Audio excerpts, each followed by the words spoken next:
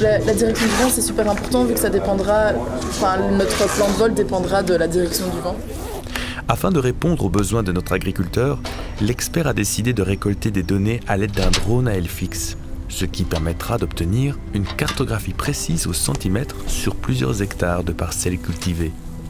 La plateforme sera équipée d'un capteur multispectral afin de connaître la réponse de la végétation dans le proche infrarouge, ce qui est très important lorsqu'on s'intéresse à la végétation. D'accord, ça me paraît super tout ça. Mais comment fonctionne ce drone ? Un drone à aile fixe va avoir un pilotage semi-automatique qu'on va programmer dans un logiciel à l'avance. Donc on va tracer les lignes de vol dans ce logiciel et une fois que le drone vole, on ne contrôle presque plus rien, mis à part des atterrissages d'urgence au cas où un obstacle se présente lors du vol, comme un oiseau ou un hélicoptère. Il faut donc que le pilote localise bien les parcelles à cartographier en les délimitant sur le fond cartographique du logiciel de programmation du vol, installé sur la station de contrôle au sol. Une fois cela fait, le logiciel va automatiquement tracer les lignes du vol du drone pour la mission. On observe qu'elles sont, quoi qu'il arrive, perpendiculaires à la direction du vent. C'est une manière de minimiser l'effet du vent sur la capture d'images. Il est donc nécessaire de consulter un site météorologique spécialisé tel que XC Weather, afin de se renseigner sur la direction du vent le jour prévu pour le vol. Les jours pluvieux seront exclus, ainsi que les jours où le vent est trop fort.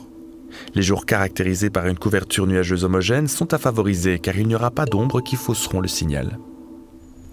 On installe ensuite le capteur dans la plateforme et la plateforme sur la rampe de décollage, prêt à prendre son envol. Attention de bien paramétrer quelques éléments avant de débuter la mission. Il faut faire attention à l'overlap des images, donc c'est le recouvrement. Il faut qu'il y ait un certain recouvrement entre les images pour après pouvoir les traiter, les repositionner correctement dans le logiciel.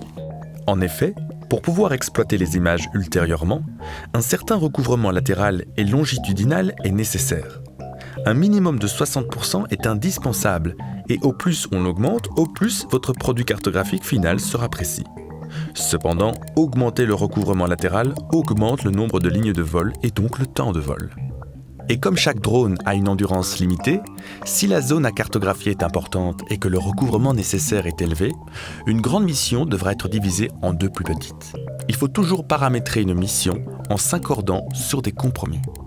Il est également important de s'intéresser au GSD, Ground Sample Distance. Il s'agit de la distance au sol représentée par chaque pixel, ce qu'on appelle la résolution spatiale.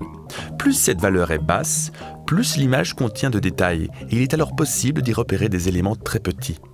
L'altitude du vol est directement liée à la valeur du GSD. Au plus le drone vole haut, au plus cette valeur est importante, le minimum étant 2,39 cm.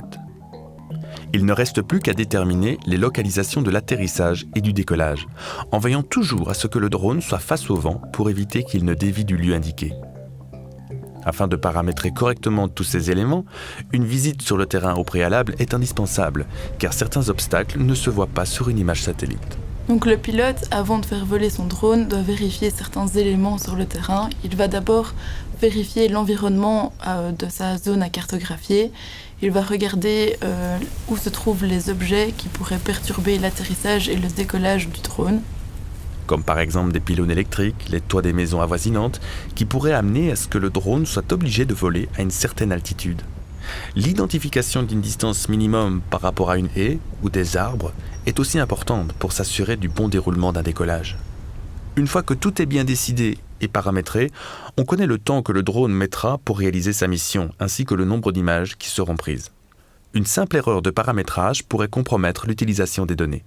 Il ne faut donc pas hésiter à prendre suffisamment de temps pour réfléchir à chaque élément. Une fois qu'on est sûr de tous ces éléments, on peut installer la rampe, procéder à la checklist et faire décoller le drone. Ce drone à aile fixe va décoller via une rampe de lancement et puis ça fonctionne un peu comme un arc et flèche, on lui donne une impulsion et puis il décollera.